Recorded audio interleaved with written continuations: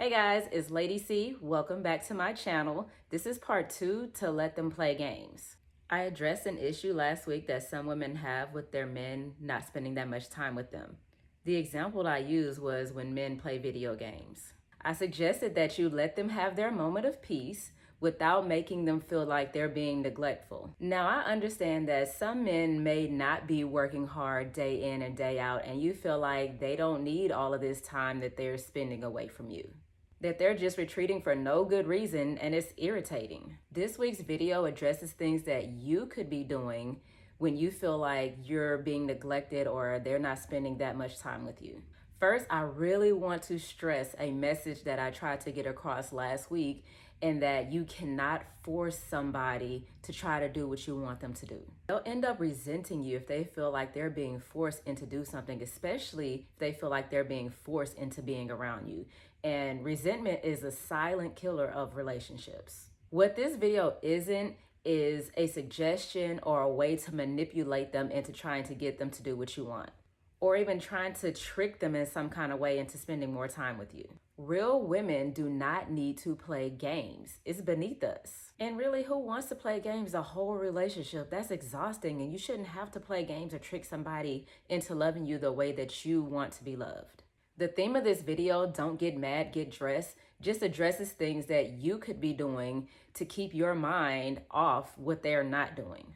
If they've been engaged in their activity for 3 hours or longer, or really however long it takes you to get irritated, direct your attention instead on things that you could be doing or things that you can be engaged in, on something that makes you happy. Do you have a specific project you've been wanting to start? Do you have ideas for a hobby that you might want to map out a plan for? Any book ideas you want to start jotting down? Or adding action steps to long and short-term goals? If you feel you don't have any of these things, then simply just get dressed and find somewhere fun to go. Let them know where you're going, but don't give a time frame as to when you'll be back so that there's no expectation. Again, I just want to keep reiterating, this is not about revenge or getting back at them. Not giving a time frame really just gives you more freedom in finding what it is that you like, as well as lets them continue on in their activity without feeling any pressure from you. It also just gives them a chance to miss you. Sometimes that's what's missing in a relationship. You're always around each other, and you don't really have a chance to miss that other person. When you miss someone, like really miss someone, you start to think of all the good things about that person. I have to emphasize, when you're doing this, it's not in a vindictive manner. You shouldn't have an attitude about it. You shouldn't be sarcastic or anything like that. It's about you finding things that you could do on your own as part of your self-care routine. So many people fear how they will look to other people if they are out doing something on their own. And this is what's going to make my advice to you that much harder to follow. Get to a place where you really genuinely enjoy your own company, and you won't have to worry about who's not spending time with you. Some things I really enjoy doing on my own are watching a movie, eating out. Yes, I do like to eat out by myself, and I will go to the middle of the restaurant to do so with my journal or my iPad. I'm either writing something or I'm reading. I may even have on some earphones and pretend I'm listening to something and just people watch.